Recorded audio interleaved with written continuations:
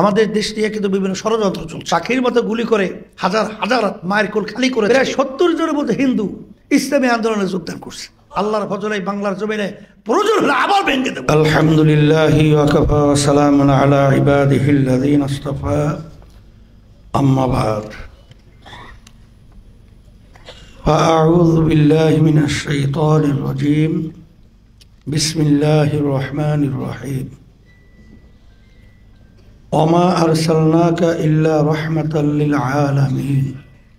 সাদাকাল্লাহুল আলিয়্যুল আযীম। সবাই দুরূদ শরীফ পড়ি। আল্লাহুম্মা সাল্লি আলা শাফিঈনা ওয়া হাবিবানা মাওলানা মুহাম্মদ সাল্লাল্লাহু আলাইহি ওয়া আলা আলিহি ওয়া আসহাবিহি ওয়া বারাক ওয়া সাল্লাম। শুকরিয়া আদায় করতেছি মহান রব্বুল আলামিনের দরবারে। রব্বুল আলামিন ইসলামী আন্দোলন বাংলাদেশ ঢাকা মহানগর দক্ষিণ শাখা কর্তৃক আয়োজিত আজকে সিরাত সম্মেলনের সভাপতি, মঞ্চে অনেক বিজ্ঞ ওলামায়ে কেরাম, বিশেষ করে যারা সিরাত সম্মেলনের প্রতিযোগিতায় অংশগ্রহণ করেছেন এবং সাথে আল্লাহ রাসূল সাল্লাল্লাহু আলাইহি ওয়াসাল্লামের আগমন কেন দুনিয়াতে আল্লাহ রাব্বুল আলামিন ঘটিয়েছিলেন এ সম্পর্কে আলোচনা না থাকলে আসলে আমাদের নিজেদের ব্যক্তি জীবন গঠন করা, পরিবার, সমাজ, রাষ্ট্র, আন্তর্জাতিক সর্বমহলে আসলে এই ব্যাপারটা আমরা ওইভাবে প্রতিষ্ঠিত করতে পারবো না। আপনারা জানেন আল্লাহ রাব্বুল আলামিন তার রসুলকে দুনিয়াতে পাঠিয়েছেন শান্তির দূত হিসাবে। ইসলামী আন্দোলনের মূল লক্ষ্য উদ্দেশ্য সম্পর্কে আমি বিভিন্ন সময়ে প্রথমেই বলে থাকি। ইসলামী আন্দোলন এমন এক নীতি আদর্শ ব্যক্তিগত জীবন থেকে শুরু করে আন্তর্জাতিক জীবন পর্যন্ত, রাষ্ট্রীয় জীবন পর্যন্ত বাস্তবায়ন এর জন্য করতে চায় দুনিয়াতে শান্তি, আখিরাতে মুক্তির লক্ষ্যে। আজকে তামাম দুনিয়ার মধ্যে যে নীতি আদর্শ নিয়ে লড়াই চলছে, আসলে বাস্তবতা হলো এতটুকুই, তারা দুনিয়াতেও শান্তি দেখাতে পারে নাই, কোনোদিন পারবে না। ব্যক্তি জীবন থেকে শুরু করে কোথাও কখনোই শান্তি শব্দ আসলে আমরা ব্যবহার করে থাকি, কিন্তু তারা যে নীতি আদর্শ ধারণ করে এর মাধ্যমে ব্যক্তি শান্তিও আসলে আসে না এবং আন্তর্জাতিক রাষ্ট্রীয় পর্যায়ে কোথাও শান্তি আসার সম্ভাবনাও নাই। এর বাস্তবতা হিসাবে অনেক সময় বলে থাকি, আজকেও বলছি, যে আল্লাহ রাসূল সাল্লাল্লাহু আলাইহি ওয়াসাল্লাম যে নীতি আদর্শ নিয়ে আসছিলেন এর মাধ্যমে যে সর্বত্র শান্তি, এটা শুধু আমরা বলছি তাই না। অক্সফোর্ড বিশ্ববিদ্যালয়ের মূল ফটকের মধ্যে এখনো বিচারীরা কিন্তু লিখে রেখেছে সর্বযুগের সর্বশ্রেষ্ঠ আইন প্রণেতা, তার নাম হলো মুহাম্মদুর রাসূলুল্লাহ সাল্লাল্লাহু আলাইহি ওয়াসাল্লাম। শুধু তাই না, নরেন্দ্র মোদী আমাদের পাশের রাষ্ট্র ভারত শান্তির ব্যাপারে কিন্তু আল্লাহ হাবিব সাল্লাল্লাহু আলাইহি ওয়াসাল্লামের নীতি আদর্শ ফলো করার ব্যাপারে উদ্বুদ্ধ করেছেন। সেই হিসেবে আমি বলবো, আজকে বাংলাদেশের ভিতরে 100-র ভিতরে 92 জনের মতো মুসলমান বসবাস করে, কিন্তু সেই দেশের মধ্যে কিছু বুদ্ধিজীবী নামে আজকে আমাদের দেশকে সর্বত্র অশান্তি করার বিভিন্ন ধরনের তাদের কার্যক্রম আমরা লক্ষ্য করছি। আমি অনেক সময় বলে থাকি, মানুষের বুদ্ধি থাকে মাথায়, আর এখন তাদের বুদ্ধি আসে জিহ্বায়। বুদ্ধিজীবী, তাই জিহ্বা তো আসলে অনেক ক্ষেত্রে কন্ট্রোল থাকে না, যা মনে হয় তাই তো বলতে থাকে। কিন্তু মাথায় যদি জ্ঞান থাকতো, বুদ্ধি থাকতো, তখন তো জ্ঞান মাথার জ্ঞান দিয়ে জিহ্বাকে কন্ট্রোল করতো। যা মনে করে তা বলে, যেই কথার মাধ্যমে, যে আচরণের মাধ্যমে বিভিন্ন সময় অশান্তি আমরা বাস্তবে দেখতে পাইতেছি। এই জন্য এর পরিবর্তন আমাদেরকে করতে হবে। আর এই পরিবর্তনের একমাত্র উপায় হলো, আল্লাহ রাব্বুল আলামিন আমাদেরকে সৃষ্টি করেছেন কোন নীতি আদর্শের উপরে আমরা ফলো করে চললে আমরা ব্যক্তি জীবন থেকে শুরু করে আন্তর্জাতিক জীবন পর্যন্ত আমরা দুনিয়াতে শান্তি পাবো, আখিরাতে মুক্তি পাবো, এটা সৃষ্টিকর্তাই ভালো জানেন। তা সেই হিসাবে আমি বিশেষ করে ইসলামী আন্দোলন বাংলাদেশ দক্ষিণ উত্তর, কালকে উত্তরে গেছিল তাদের সিরাত সম্মেলন, মাশাআল্লাহ, তারা যে এই ব্যাপারটা গুরুত্ব সহকারে মহল্লায় মহল্লায়, পাড়ায় পাড়ায় আল্লাহ রাসূল সাল্লাল্লাহু আলাইহি ওয়াসাল্লাম আদর্শ নিয়ে তারা যে আলোচনা করেছেন, এরা সর্বত্র আল্লাহ রাসূল সাল্লাল্লাহু আলাইহি ওয়াসাল্লাম আসলে কী নিয়ে আসছেন। আমরা অনেক সময় অনেক বুদ্ধিজীবীদের সাথে আলোচনা করি, তখন তারা ইসলাম সম্পর্কে আসলে একেবারে অজ্ঞ হয়েছে মুসলমান সন্তান। কিন্তু আসলে আল্লাহ রাসূল সাল্লাল্লাহু আলাইহি ওয়াসাল্লাম বলেছেন, তলাবুল ইলমি ফারিদাতুন আলা কুল্লি মুসলিম, প্রত্যেকটা মুসলমান মহিলা পুরুষ তাদের দ্বীনি শিক্ষা এটা ফরজ। আসলে শান্তির জন্য আমরা বিভিন্ন জায়গায় দৌড়দৌড়ি করি, সর্বত্র আমরা ঘোরাফেরা করি, খুঁজছি শান্তি কোথায় পাওয়া যায়।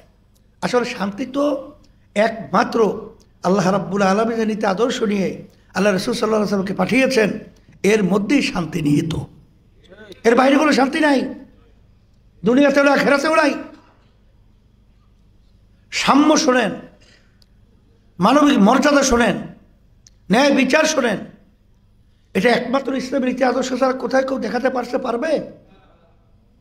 এই দেশটা স্বাধীন হয়েছে, লক্ষ লক্ষ মানুষ জীবন দিয়েছে তিনটা যে মূল স্লোগানের উপরে, সাম্য, মানবিক মর্যাদা, সামাজিক ন্যায় বিচার প্রতিষ্ঠা, একটাও কি 53 বছর স্বাধীনতায় কেউ দেখাতে পেরেছে? কোনোদিন পারবে?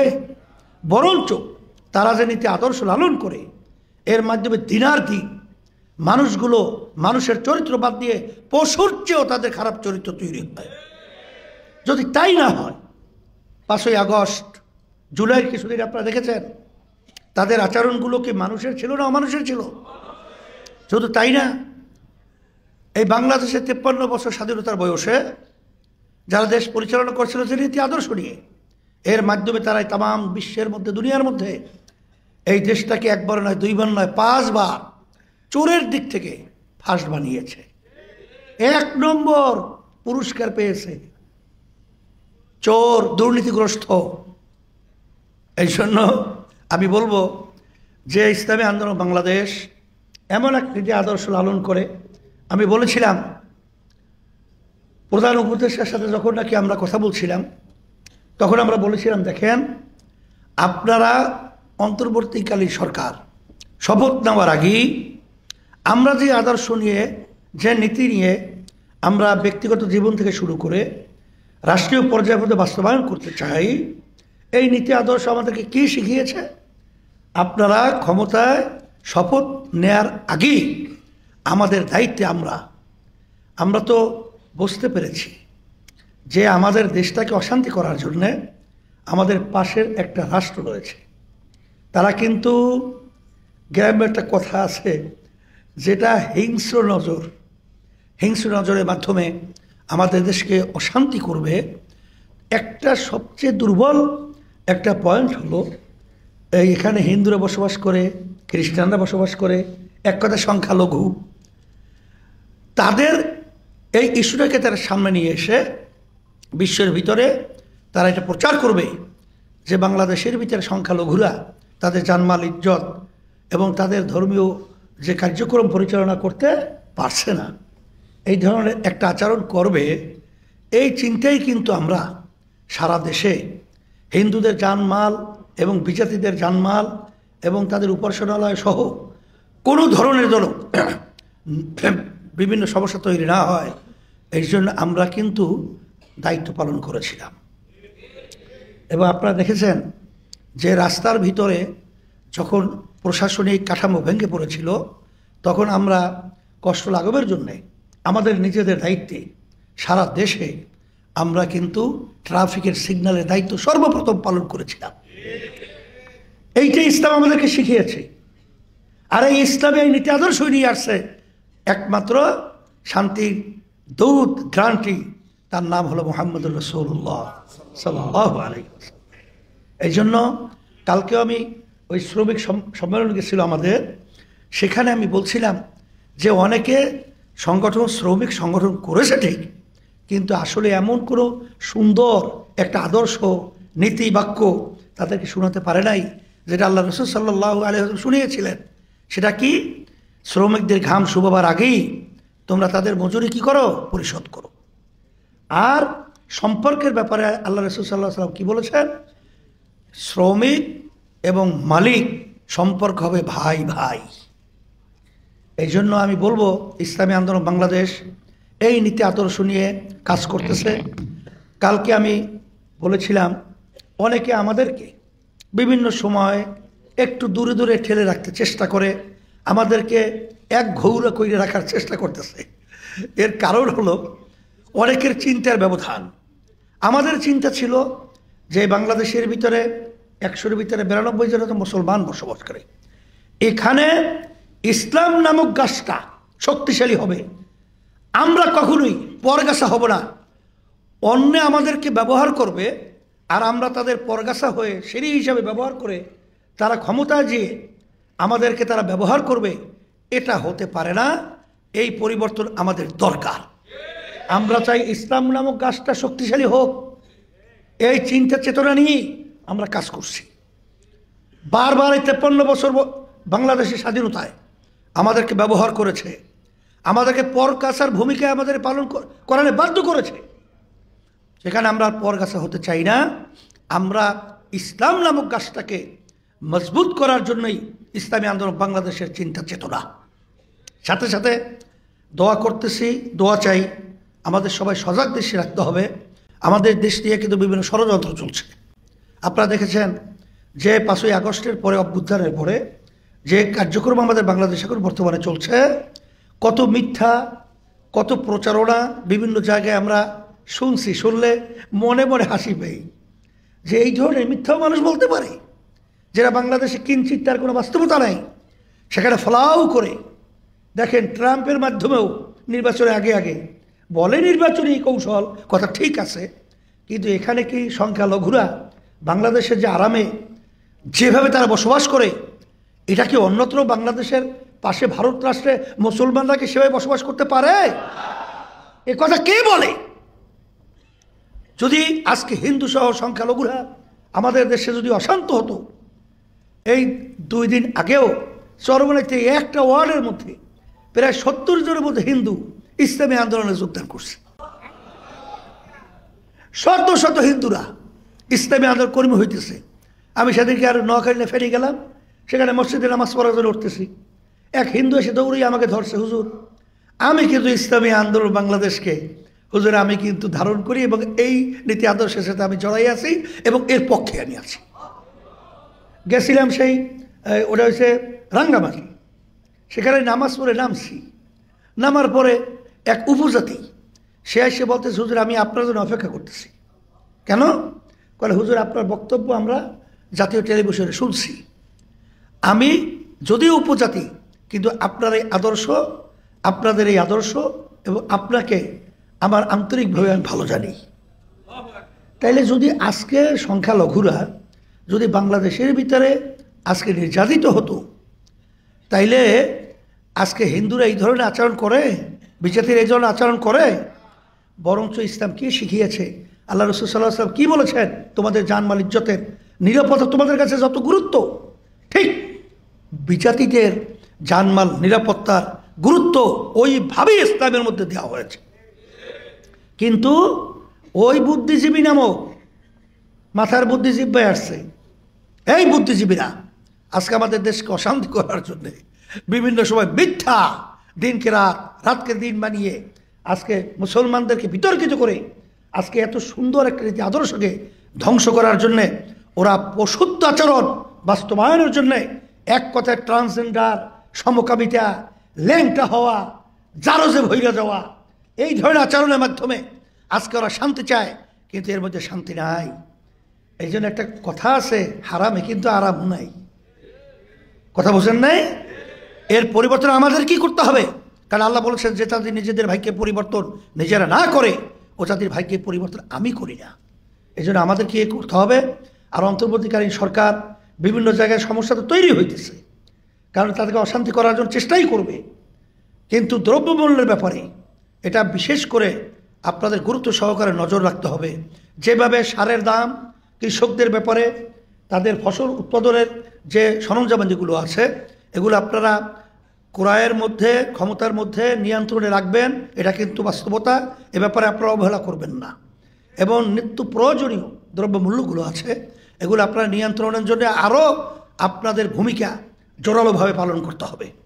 কারণ আমি উপদেষ্টা সহ প্রধান বলছিলাম, কি বলেছিলাম, যে আপনারা যে আজকে বর্তমানে দেশ চালাচ্ছেন এত জনগণের সমর্থন নিয়ে যুগ যুগ ধরে কোনো সরকার কিন্তু দেশ চালায় নাই। তা আপনাদের দুর্বলতা কোথায়? আপনারা ন্যায়ের উপরে থেকে ভালো কাজের ব্যাপারে আপনারা মজবুত হন। আপনাদের সহযোগিতায় আলহামদুলিল্লাহ আমাদের বাংলাদেশের সিংহভাগ জনগণ পাশে থাকবে। আর যারা যে ষড়যন্ত্র করুক, আশা করি আল্লাহর রহমতে 5ই আগস্ট পাখির মতো গুলি করে হাজার হাজার মায়ের কোল খালি করেছে। বাংলাদেশে নজির দেখিয়েছে যে মানুষ এই অন্যায়ের প্রতিবাদে, খুনিদের প্রতিবাদে, টাকা পাচারকারীদের বিরুদ্ধে জান দেওয়ার জন্য প্রস্তুত হয়ে মাঠে নেমেছে। তারা কিন্তু এখনো বাংলাদেশে আছে। আমরা কিন্তু সব দিকে নজর রাখতেছি। মনে করছেন আমরা নাকে তোল দিয়ে ঘুমাচ্ছি, তা নয়। আমরা দেখতেছি কোন জায়গায় কি ষড়যন্ত্র হচ্ছে। আশা করি আল্লাহর রহমতে ষড়যন্ত্রকারীদের দাঁত পিস দাঁত আল্লাহর ফজলে বাংলার জমিনে প্রয়োজন হলে আবার ভেঙে দেব। তারপর ষড়যন্ত্র করতে পারবে না ইনশাআল্লাহ। আর বিশেষ করে ইসলামী দলগুলো সহ সকলকে আহ্বান জানাবো, আসেন আমরা সবাই এক হই, ন্যাক হই, একাত্রিত হয়ে আমরা ইসলামী শক্তিকে সামনে যেন রাষ্ট্রীয় পর্যায় পর্যন্ত বাস্তবায়ন করতে পারি। এই তৌফিক আল্লাহ আমাদেরকে দান করুক। আর হীনমন্যতা এবং হিংসা, এই দলাদলি, বিভিন্ন কায়দায় টোকাটুকি, ধাকাধাকি, এগুলো বন্ধ করেন। এই ষড়যন্ত্র বন্ধ করেন। আর পরগাছা হয়েন না। ইসলাম নামক গাছটাকে বড় করার জন্য, মজবুত করার জন্য উদাত্ত আহ্বান জানাচ্ছি। এই আশাবাদ ব্যক্ত করে সকলকে ধন্যবাদ জানিয়ে আমার আলোচনা আমি শেষ করছি। আসসালামু আলাইকুম রহমতুল্লাহি ওয়া বারাকাতুহু।